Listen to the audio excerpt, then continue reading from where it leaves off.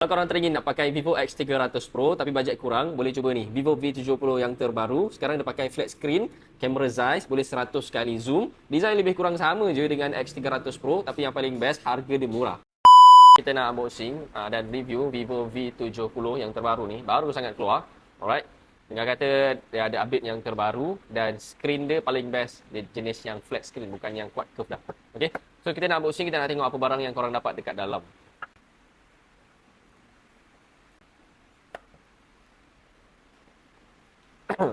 Right. So ni dia handphone dia. Oh, warna hitam yang kita unboxing. Warna hitam nampak memang nampak solid dan premium lah kan. Okey. Awal weh, warna hitam dia. Alright.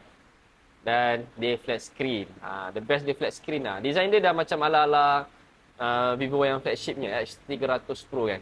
Sebelum tu, kita akan tengok apa dulu barang yang korang dapat kat dalam ni. Casing dia ikut warna handphone korang lah. Kalau warna hitam, hitam. Kalau warna gold, warna gold. Alright.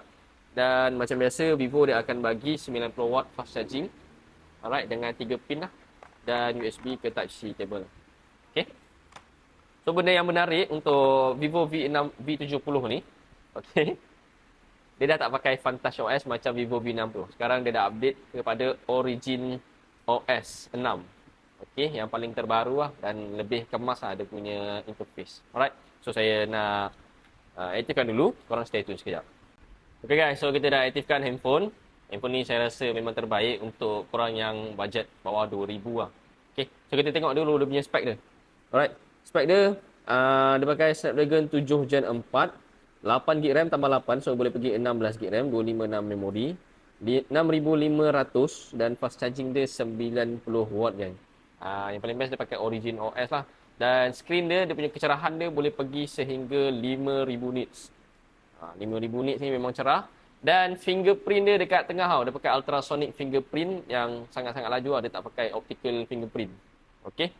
Dan kalau Vivo memang kita pandang dekat kamera lah. Sebab dia kolaborasi dengan Zeiss camera. Okay. So ini sampel-sampel gambar. Sekarang tengah hujan. So kita tak boleh nak ambil gambar banyak sangat lah. Kita ambil gambar dekat dalam saja. Ni korang tengok sampel gambar Vivo V70 memang sangat detail lah kan. Okey. Yang seterusnya video, tengok video portrait gambar.